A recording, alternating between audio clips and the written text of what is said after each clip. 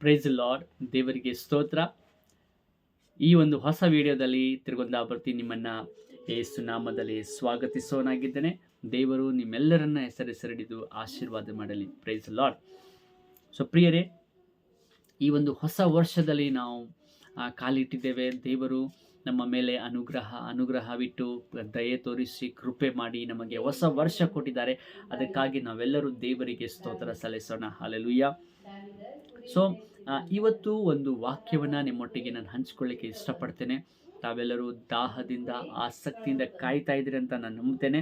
ಇವತ್ತಿಗೂ ದೇವರು ನಿಮ್ಮೊಟ್ಟಿಗೆ ಮಾತಾಡಲಿಕ್ಕಿದ್ದಾನೆ. ನಂಬುವವರು ಆಮೇಲೆ ಹೇಳ್ತೀರಾ?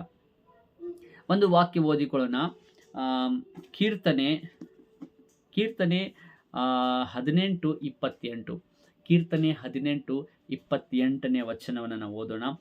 ದೇವರೇ, ನೀನೇ ನನ್ನ ದೀಪವನ್ನು ಹೊತ್ತಿಸುವವನಲ್ಲವೇ? ನನ್ನ ದೇವರಾದ ಕರ್ತನು ನನಗೆ ಬೆಳಕು ಕೊಟ್ಟು ಕತ್ತಲನ್ನು ಪರಿಹರಿಸುವನು. ಹಲ್ಲೆಲೂಯಾ. ನನ್ನ ದೇವರಾದ ಯೆಹೋವನು ಕರ್ತನು ನನಗೆ ಬೆಳಕನ್ನು ಕೊಟ್ಟು ಕತ್ತಲನ್ನು ಪರಿಹರಿಸುವನು. ನಮ್ಮ ದೇವರು ನಮ್ಮ ದೀಪವನ್ನು ಹಚ್ಚುವವರಾಗಿದ್ದಾರೆ. ನಮ್ಮ ದೀಪ ಆರಿ ಹೋಗದಂತೆ ನಮ್ಮ ದೀಪವನ್ನು ಹಚ್ಚಿ ನಮ್ಮ ದೀಪವನ್ನು ಹೊತ್ತಿಸುವವನಾಗಿದ್ದಾನೆ. ನಮ್ಮಲ್ಲಿರುವಂಥ ಕತ್ತಲನ್ನು ದೇವರು ಪರಿಹಾರ ಮಾಡಿ ಒಂದು ಬೆಳಕನ್ನು ತಂದು ಕತ್ತಲನ್ನು ಪರಿಹಾರ ಮಾಡುವಂಥ ದೇವರಾಗಿದ್ದಾನೆ. ಹಲ್ಲೆಲೂಯಾ. ನನ್ನ ದೀಪವನ್ನು ಹೊತ್ತಿಸುವ ದೇವರೇ, ನನ್ನ ಕತ್ತಲೆಯು ಕಳೆದು ಬೆಳಕಾಗಲಿ ಅಪ್ಪ, ನನ್ನ ಜೀವಿತ ಇತರರಿಗೆ ಆಶೀರ್ವಾದವಾಗಲಿ ಎಂದು ದಾವೀದ ಪ್ರೀತಿಯಿಂದ ಆ ಕರ್ತನ ಬಳಿ ವಿಜ್ಞಾಪನೆ ಮಾಡೋದನ್ನು ನಾವು ನೋಡ್ತೇವೆ. ಆತನು ಎಷ್ಟು ಸುಂದರವಾಗಿ ಮಾಡ್ತಾ ಇದ್ದಾನೆ. ನನ್ನ ದೀಪವನ್ನು ಹೊತ್ತಿಸುವ ದೇವರೇ, ನನ್ನ ಕತ್ತಲೆಯು ಕಳೆದು ಬೆಳಕಾಗಲಿ ಅಪ್ಪ, ನನ್ನ ಜೀವಿತ ಇತರರಿಗೆ ಆಶೀರ್ವಾದಕರವಾಗಿರಲಿ ಅಂತೇಳಿ ಪ್ರಾರ್ಥನೆ ಮಾಡ್ತಾ ಇದ್ದೇನೆ. ಹೌದು ಪ್ರಿಯರೇ, ನಾವು ಈ ಥರ ಪ್ರಾರ್ಥನೆ ಮಾಡಬೇಕು. ದೇವರೇ, ನನ್ನ ಜೀವಿತ ಇತರರಿಗೆ ಬೆಳಕಾಗಿರಬೇಕು, ಇತರರಿಗೆ ಆಶೀರ್ವಾದಕರವಾಗಿರಬೇಕು, ಇತರರಿಗೆ ಉಪಯೋಗವಾಗಬೇಕು. ಹಲ್ಲೆಲೂಯಾ. ಮತ್ತೆ ನಾವು ನೋಡ್ತೇವೆ, ದೇವರೇ ನೀನೇ ನನ್ನ ದೀಪವನ್ನು ಹೊತ್ತಿಸುವವನು ಎಂಬ ಪ್ರಾರ್ಥನೆಯು ಮನಮುಟ್ಟುವಂಥದ್ದಾಗಿದೆ. ದೇವರೇ, ನೀನೇ ನನ್ನ ದೀಪವನ್ನು ಹೊತ್ತಿಸು. ಎಷ್ಟು ಅದ್ಭುತವಾಗಿ ಆತನು ಹೇಳ್ತಾ ಇದ್ದಾನೆ. ಆತನಿಗೆ ಗೊತ್ತು, ದೇವರೇ ನನ್ನ ದೀಪವನ್ನು ಹತ್ತಿಸ್ತಾನೆ, ದೇವರೇ ನನ್ನಲ್ಲಿ ಒಂದು ಬೆಳಕನ್ನು ತಗೊಂಡು ಬರ್ತಾರೆ. ಹಲ್ಲೆಲೂಯಾ. ದೊಡ್ಡ ದೊಡ್ಡ ಕಾರ್ಯಗಳನ್ನು ಅಧಿಕಾರಿಗಳು ನಾವು ನೋಡ್ತೇವೆ. ದೊಡ್ಡ ದೊಡ್ಡ ಪ್ರೋಗ್ರಾಮ್ಸ್ ಮಾಡುವಾಗ, ದೊಡ್ಡ ದೊಡ್ಡ ಫಂಕ್ಷನ್ ಮಾಡುವಾಗ, ಏನಾದರೂ ಇನಾಗ್ಯುರೇಟ್ ಮಾಡುವಾಗ ಅವರು ಒಂದು ದೀಪವನ್ನು ಹಚ್ಚಿ ಅದನ್ನು ಪ್ರಾರಂಭ ಮಾಡ್ತಾರೆ. ನೀವು ನೋಡಿರ್ಬೋದು, ದೊಡ್ಡ ದೊಡ್ಡ ಪ್ರೋಗ್ರಾಮ್ಗಳಲ್ಲಿ ದೀಪ ಹಚ್ಚಿ ಆ ಪ್ರೋಗ್ರಾಮನ್ನು ಪ್ರಾರಂಭ ಮಾಡ್ತಾರೆ. ಆ ಕೆಲಸವನ್ನು ನಾವು ಅಧಿಕಾರಿಗಳು ಪ್ರಾರಂಭ ಮಾಡ್ತಾರೆ.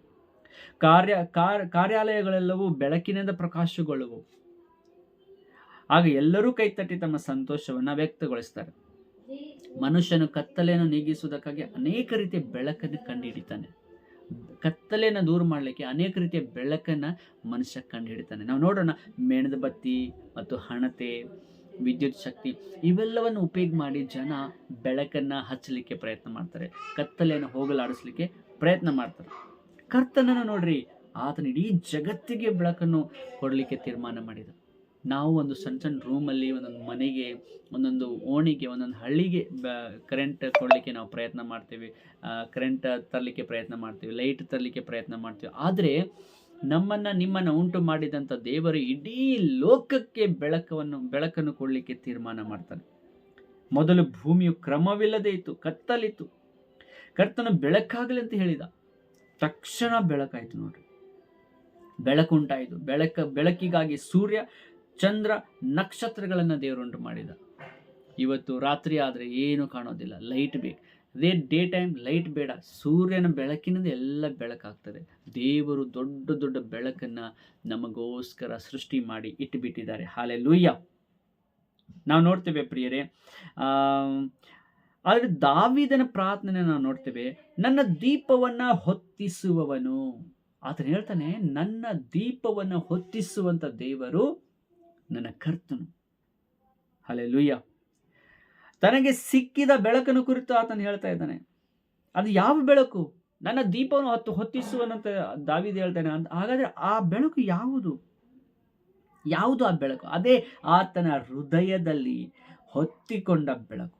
ಆತನ ಹೃದಯದಲ್ಲಿ ಹೊತ್ತಿಕೊಂಡ ಬೆಳಕು. ಪಾಪದ ಕತ್ತಲೆಯು ಜೀವಿತವನ್ನು ಆಶ್ರಯಿಸಿಕೊಳ್ಳುವಾಗ ಆತ್ಮದಲ್ಲಿ ಅಂಧಕಾರ ಆವರಿಸಿಕೊಳ್ತದೆ. ನಮ್ಮ ಜೀವನದಲ್ಲಿ ನಾವು ಪಾಪ ಮಾಡ್ತಿರುವಾಗ ಪಾಪ ಕತ್ತಲೆ ನಮ್ಮ ಜೀವನವನ್ನು ಆವರಿಸ್ಕೊಳ್ತದೆ, ಕವರ್ ಮಾಡ್ಕೊಂಡ್ಬಿಡ್ತದೆ. ಶಾಪಗಳು, ಸೋಲುಗಳು ನಮ್ಮನ್ನು ಆವರಿಸ್ಕೊಳ್ತವೆ. ಪಾಪ ನಮ್ಮ ಜೀವಿತದಲ್ಲಿರುವಾಗ ಶಾಪ, ಸೋಲು ಇದೆಲ್ಲ ನಮ್ಮನ್ನ ಕವರ್ ಮಾಡ್ಕೊಂಡ್ಬಿಡ್ತದೆ, ನಮ್ಮನ್ನ ಕತ್ತಲೆಯಲ್ಲಿ ಮುಳುಗಿಸ್ಬಿಡ್ತದೆ. ಯಾವ ಮನುಷ್ಯನ ಪಾಪದ ಕತ್ತಲೆಯಲ್ಲಿ ಜೀವಿಸ್ತಾನೋ ಅವನು ನೀತಿಯ ಸೂರ್ಯನಾದ ಕ್ರಿಸ್ತನಿಂದ ಹೊರ ಹೋಗುವನು. ಪಾಪದಲ್ಲಿ ಆ ಒಬ್ಬ ವ್ಯಕ್ತಿ ಜೀವಿಸ್ತಾ ಇದ್ದಾನಂದ್ರೆ ನೀತಿಯ ಸೂರ್ಯನಾದ ಯೇಸು ಸ್ವಾಮಿಯಿಂದ ಆತನು ದೂರ ಹೋಗ್ತಾನೆ. ಯಾಕಂದ್ರೆ ಯೇಸು ಸ್ವಾಮಿ ಬೆಳಕು, ಪಾಪ ಆತನಲ್ಲಿ ಇಲ್ಲ.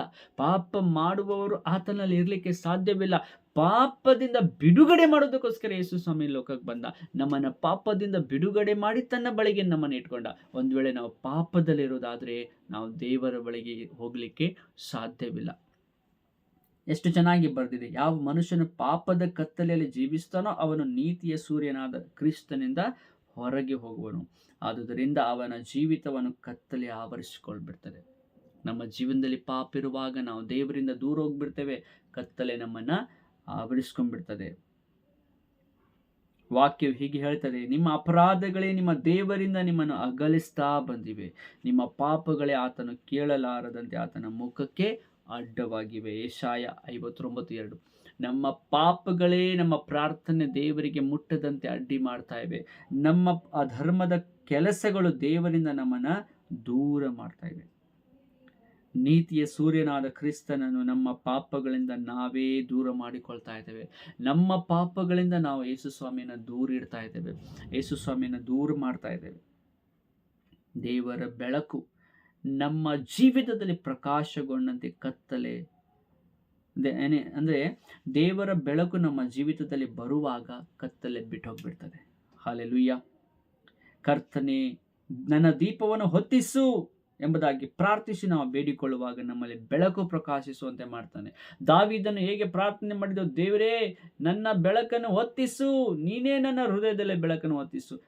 ಆ ರೀತಿ ನಾವು ಕೂಡ ಪ್ರಾರ್ಥನೆ ಮಾಡುವಾಗ ದೇವರು ನಮ್ಮಲ್ಲಿರುವಂಥ ಕತ್ತಲೆಯನ್ನು ಹೋಗಲಾಡಿಸಿ, ನಮ್ಮಲ್ಲಿರುವಂಥ ಪಾಪವನ್ನು ಹೋಗಲಾಡಿಸಿ ನಮಗೆ ನಮ್ಮ ಹೃದಯದಲ್ಲಿ ಒಂದು ದೀಪ, ಬೆಳಕನ್ನು ಹೊತ್ತಿಸುವವನಾಗಿದ್ದಾನೆ. ಹಲ್ಲೆಲೂಯಾ. ನಾವು ಪಾಪಗಳನ್ನು ಅರಿಕೆ ಮಾಡಿ ಬಿಟ್ಟು ಬಿಡಬೇಕು ಪ್ರಿಯರೇ. ನಾವು ಪಾಪಗಳನ್ನು ಅರಿಕೆ ಮಾಡಿ ಬಿಟ್ಟು ಬಿಡುವಾಗ ದೇವರು ನಮ್ಮನ್ನು ಕ್ಷಮಿಸಿ, ನಮ್ಮ ಪಾಪಗಳನ್ನು ಕ್ಷಮಿಸಿ, ನಮ್ಮನ್ನು ಅಪ್ಪಿಕೊಂಡು ತನ್ನ ಮಕ್ಕಳನ್ನಾಗಿ ಮತ್ತೆ ನಮ್ಮನ್ನು ಸೇರಿಸಿಕೊಂಡು ನಮ್ಮನ್ನು ಶುದ್ಧಿ ಮಾಡ್ತಾನೆ. ನಾವು ಅರಿಕೆ ಮಾಡಿ ಬಿಟ್ಟು ಬಿಡುವಾಗ ದೇವರಿಂದ ನಮಗೆ ಕ್ಷಮಾಪಣೆ ಸಿಗ್ತದೆ. ಹಲ್ಲೆಲೂಯಾ. ಸೊ ಪ್ರಿಯರೇ, ದೇವರೇ ನಮ್ಮ ಬೆಳಕನ್ನು ಹೊತ್ತಿಸುವವನಾಗಿದ್ದಾನೆ. ದೇವರನ್ನು ನಾವು ಆಶ್ರಯಿಸಿಕೊಳ್ಳೋಣ. ಆತನೇ ನಮ್ಮಲ್ಲಿರುವಂಥ ಕತ್ತಲೆಯನ್ನು ಹೋಗಲಾಡಿಸಿ ಬೆಳಕನ್ನು ನಮ್ಮಲ್ಲಿ ತುಂಬಿ ತನ್ನ ದೀಪವನ್ನು ನಮ್ಮ ದೀಪವನ್ನು ಆತನೇ ಹೊತ್ತಿಸಿ ಆತನೇ ನಮ್ಮನ್ನು ಪ್ರಕಾಶದಲ್ಲಿರುವಂತೆ ಮಾಡುತ್ತಾನೆ. ಈ ವಾಕ್ಯದಿಂದ ದೇವರು ನಿಮ್ಮನ್ನು, ನಿಮ್ಮ ಕುಟುಂಬಗಳನ್ನು ಹೆಚ್ಚಾಗಿ ಆಶೀರ್ವಾದ ಮಾಡಲಿ. ಪ್ರೀತಿಯುಳ್ಳ ದೇವರೇ, ಸ್ತೋತ್ರಪ್ಪ ನಿನಗೆ. ಈ ಸಮಯದಲ್ಲಿ ಅಪ್ಪ, ನೀನೇ ನಮ್ಮ ದೀಪವನ್ನು ಹೊತ್ತಿಸುವಂಥ ದೇವರು. ಈ ಎಲ್ಲ ನಿನ್ನ ಮಕ್ಕಳಿಗೆ ಆಶೀರ್ವದಿಸು ದೇವರೇ. ನಿನ್ನ ವಾಕ್ಯದಲ್ಲಿ, ನಿನ್ನ ಪ್ರಾರ್ಥನೆಯಲ್ಲಿ, ನಿನ್ನ ಭಯಭಕ್ತಿಯಲ್ಲಿ ಈ ಮಕ್ಕಳನ್ನು ಬೆಳೆಸು ಸ್ವಾಮಿ. ಇವರ ದೀಪವನ್ನು ಹೊತ್ತಿಸು, ಇವರನ್ನು ಕತ್ತಲೆಯಿಂದ ಬಿಡುಗಡೆ ಮಾಡಿ ನಿನ್ನ ಜ್ಯೋತಿಯಲ್ಲಿ, ನಿನ್ನ ಬೆಳಕಿನಲ್ಲಿ ಇರಿಸಬೇಕೆಂಬುದಾಗಿ ಇವರ ಕುಟುಂಬಗಳನ್ನು, ಇವರ ಕೆಲಸ ಕಾರ್ಯಗಳನ್ನು ನಿನ್ನ ಪಾದಕ್ಕೆ ಅರ್ಪಿಸುತ್ತಾ ಯೇಸು ನಾಮದಲ್ಲಿ ಬೇಡಿ ಹೊಂದಿದ್ದೇವೆ ತಂದೆ, ಆಮೆನ್. ದೇವರು ನಿಮ್ಮನ್ನು, ನಿಮ್ಮ ಕುಟುಂಬಗಳನ್ನು ಹೆಚ್ಚಾಗಿ ಆಶೀರ್ವಾದ ಮಾಡಲಿ. God bless you. Have a blessed day. Amen.